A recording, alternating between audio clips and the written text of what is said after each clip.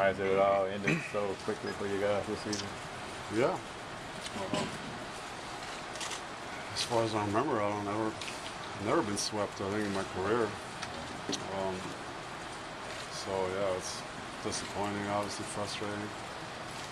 I felt like we had some chances, especially in game 1 and game 2. And then last night, having still a 10-point lead in the 4th.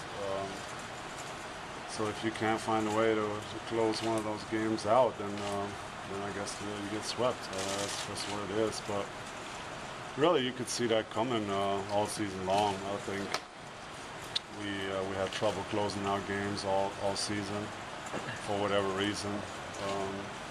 We were great at closing out last year, just knowing down the stretch we're going to find ways to get the stop in the basket. And for some reason this year it was never the same from the beginning on. And you can't just say in the playoffs it's going to be different and we're going to win those close games. And apparently you saw we couldn't flip that switch. A lot of question marks with this team. How do you fix all this? Well, I think it's too early to talk about all that right now. We just lost. I think free agency is obviously something that we need to look at. We got a lot of free agents even in our locker room.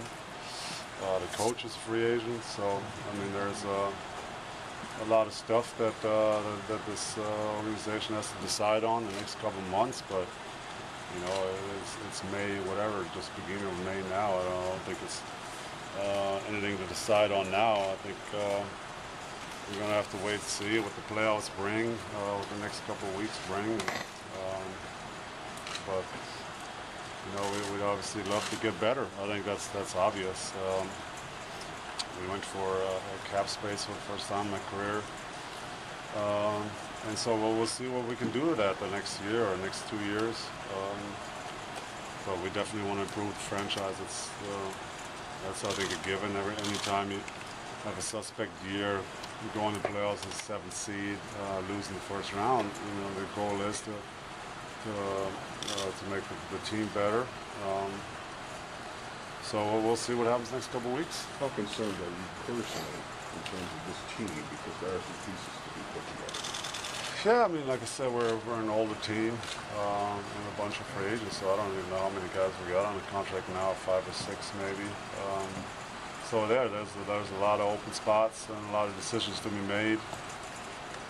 But Mark and Donnie always make good decisions, or trying to make the best decisions for this franchise. So we'll just have to wait and see what's happened. But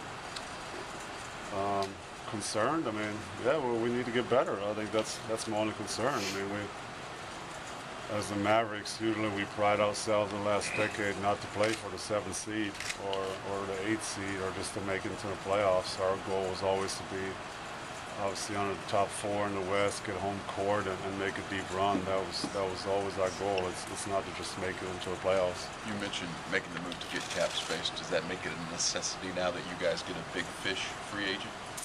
Well, I don't know what Mark and Donnie want to do or want to go after. I heard Mark say yesterday he doesn't really have a plan, or we'll just have to wait and see. But usually, I think that's the goal, right? You have cap space so you can actually sign somebody decent. So. Hey, well, we'll just have to wait and see and let this sink in. I think, obviously, last night it was frustration there. After a tough season with a lot of ups and downs. So I think ultimately you need a plan, and we'll see what that is next couple of weeks. And then I was excited again to play and defend our title. But the whole thing just didn't work out. But I think we still had some nice pieces.